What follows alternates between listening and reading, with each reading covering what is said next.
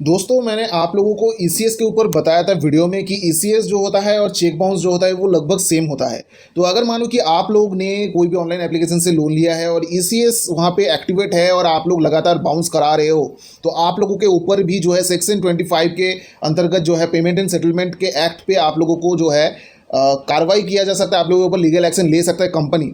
लेकिन ये कंपनी जो है ये जो है लाखों तादादों में जो है यहाँ पे लोन प्रोवाइड करते हैं और ये लोग इतना जो है लोगों को केस मतलब देता नहीं है। लेकिन दोस्तों एक ऐसा एप्लीकेशन जो कि मतलब प्ले स्टोर में है नहीं, वेबसाइट में है, और वो एडुकेशन एंड लोन प्रोवाइड करता था। एक सब्सक्राइबर ने मुझे कल एक नोटिस भेजा और वो नोटिस कोर्ट का समन था दोस्तों। जी हाँ दोस्तों, कोई फेक नोटिस नहीं था या फिर चवन्नी छाप का नोटिस नहीं था, वो कोर्ट का समन का नोटिस था और वो उसके पास गया था। तो मैंने सोचा कि चलो इसको चेक कर लेता हूँ क्या ये ओरिजिनल है या फिर फेक है। तो मैंने वहाँ पे ऑनलाइन जो ई कोर्ट सर्विस है वहाँ पे जाके मैंने चेक किया और लगभग जो कंप्लेंट नंबर है उसको सर्च करते ही जो केस का डिटेल्स था वो आया। मतलब है कि उनके ऊपर सच में ही सेक्शन 25 के अंतर्गत जो है केस दर्ज किया है कंपनी ने। तो सारा कुछ इस वीडियो में आप लोगों को पता चलेगा। तो दोस्तों आप लोग अगर सब्सक्राइब बटन प्रेस नहीं किए हो, चैनल पर नए हो, तो सब्सक्राइब बटन को जरूर प्रेस करिए, साथ में बेल आइकन को प्रेस करके ऑल नोटिफिकेशन जरूर प्रेस करिए ताकि आने वाले सभी अपडेट्स आप लोगों को नोटिफिकेशन में मिल जाए। दोस्तों आप लोगों को पता है कि ईसीएस क्या होता है। ईसीएस होता है इलेक्ट्रॉनिक क्लियरिंग सर्विस। तो यहाँ पे जो होता है कि ईसीएस अगर एक्टिवेट कराता है मतलब क्या होता है कि मैनुअली आपको पैसा देने की ज़रूरत नहीं होता है, वो ऑटोमेटिकली आपके बैंक से जो है वो पैसा काट लेता है। एक डेट दिया होता है और वो ईएमआई का जो अमाउंट होता है वो एक डेट में वो ऑटो डेबिट हो जाता है आपके बैंक अकाउंट से।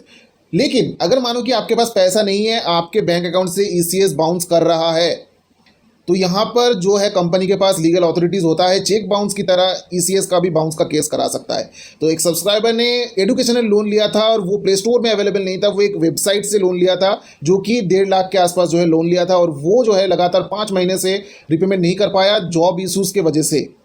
तो उनके पास कोर्ट से समन आया है और उनको 17 जुलाई को जो है कोर्ट में जाने के लिए बोला गया है। वो कोर्ट कहाँ पर है वो भी आप लोगों को सुनना ज़रूरी है।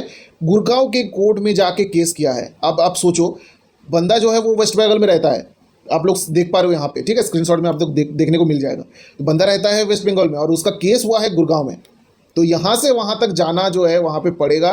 तो यहाँ पे आप लोगों को एक चीज़ समझना है कि अगर मानो आपने कोई भी लोन एप्लीकेशन से लोन लिए हो, अगर ईसीएस बाउंस कर रहा है, ये जो कंपनीज़ है, मानो कि छोटा मोटा अमाउंट है 10,000 5,000 छोटा अमाउंट है, तो आप लोगों को ईसीएस अगर बाउंस करता है तो इतना ज़्यादा सोचने की ज़रूरत नहीं है। ये लोग इतना ज़्यादा आपके ऊपर कोई भी लीगल कार्रवाई करेगा नहीं। लेकिन मानो कि अगर आपके पास ह्यूज अमाउंट आपने लोन लिया है, 2 लाख 3 लाख का लोन लिया है, ठीक है, कोई भी ऐसा लोन एप्लीकेशन है जो कि प्ले स्टोर में अवेलेबल नहीं या फिर है कि थोड़ा बहुत जो है वहाँ पे कस्टमर्स ने लोन लिया है, तो आप लोगों को उसका जो भी अमाउंट है वो जल्द से जल्द चुकाना है, नहीं तो आप लोगों को इस तरीके से कोर्ट का सामान मिल सकता है। और ये कोर्ट का सामान जो है ये रियल है, आप लोगों को बिल्कुल भी इग्नोर नहीं करना है। मैंने आप लोगों को बताया कि कोई भी नोटिस आए इग्नोर करो, कोई दिक्कत नहीं है, लेकिन एक ऐसा नोटिस अगर आता है इग्नोर करने पर आप लोगों को जो है जेल भी हो सकता है।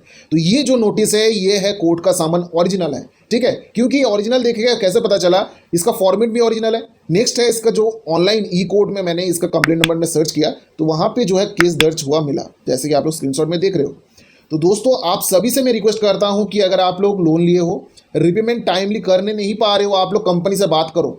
दोस्तों अगर आप लोगों का ईसीएस भी एक्टिवेट है और लगातार बाउंस किए जा रहे हैं तो आप लोग जो है थोड़ा सा जो है इस तरीके का चीज़ों से बच के रहिए, क्योंकि ये जो है क्रिमिनल प्रोसीडिंग केस में चला जाएगा। चेक बाउंस या फिर ईसीएस बाउंस जो है वो क्रिमिनल केस में चला जाता है। दोस्तों जो प्ले स्टोर में एप्लीकेशंस अवेलेबल है वहाँ पे अगर आप लोग लोन लेकर डिफ़ॉल्ट हो गए हो और वहाँ पे ईसीएस एक्टिव है तो आज तक जो है किसी के ऊपर कोई भी कार्रवाई हुआ नहीं है। केस मतलब ये सब ईसीएस का जो भी केस है वो भी नहीं हुआ है, तो यहाँ पे आगे भी नहीं होगा, क्योंकि इसका जो है ह्यूज अमाउंट में जो कि कोर्ट तक जाने का इन लोगों का टाइम भी नहीं है और ये सब इतने झमेले पे फंसना भी नहीं चाहते हैं, ठीक है। लेकिन ये जो भी है थर्ड पार्टी एजेंसीज जो है एक अलग तरीके का जो है लोन प्रोवाइड करते हैं। तो उन लोगों से आप लोग अगर लोन लिए हो, अगर मानो कि कोई भी ऐसा है कि आप लोगों को प्ले स्टोर में नहीं है, वेबसाइट में लिए है आप लोगों ने लोन, तो आप लोगों ने बड़ा अमाउंट अगर लोन लिया है तो आप लोगों को थोड़ा सा बच के रहना है। अगर इस तरीके का नोटिस आ जाता है तो आपको तुरंत जो है एक एडवोकेट को हायर करना है, उनसे बात करना है और सारा डिटेल्स उनको बताना है कि इस तरीके का चीज़ है, हो सकता है।